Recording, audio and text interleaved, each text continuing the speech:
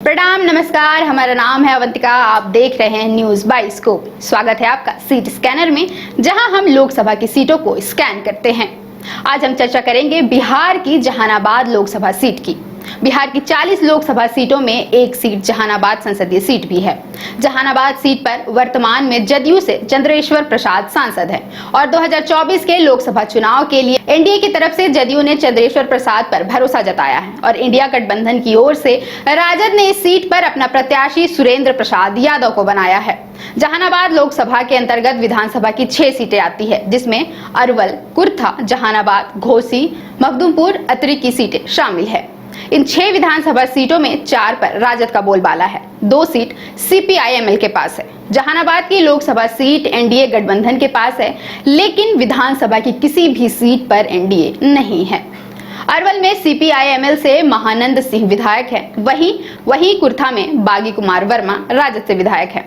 जहानाबाद में भी राजद का बोलबाला है और सुदय यादव यहां से विधायक है। घोसी में सीपीआईएमएल का कब्जा है और रामबली यादव विधायक हैं। मखदुमपुर में राजद से सतीश कुमार और अतरी में भी राजद के अजय यादव विधायक है।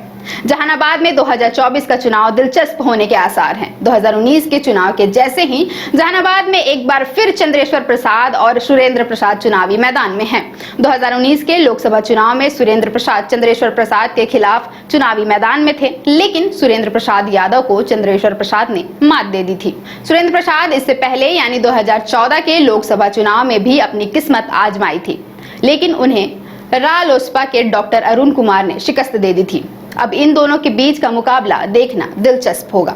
जहानाबाद लोकसभा चुनाव के इतिहास पर एक नजर डालें तो 1957 में इस सीट पर कांग्रेस की सत्यभामा देवी ने पहली बार चुनाव जीता और कांग्रेस ने दूसरी बार भी अपनी जीत को बरकरार रखा और 1962 के चुनाव में कांग्रेस की टिकट से सत्यभामा देवी दूसरी बार जीती। 1967 में जहानाबाद सीट कांग्रेस के हाथों से निकल गई और इस सीट पर सीपीआई के चंद्रशेखर सिंह सांसद बने। 1971 में यह सीट फिर से सीपीआई की हुई और चंद्रशेखर सिंह दोबारा सांसद बने। 1977 के लोकसभा चुनाव में जनता पार्टी से हरिलाल प्रसाद जीते। 1980 में कांग्रेस के महेंद्र प्रसाद ने जीत हासिल की। 1984 में जहानाबाद सीट पर सीपीआई की जीत का सिलसिला शुरू हुआ। 1984 में रामाश्रय प्रसाद सिंह जीते और उसके बाद 3 चुनाव में 1989, 1991 और 1996 के चुनाव में लगातार सीपीआई से रामाश्रय प्रसाद ही जीते।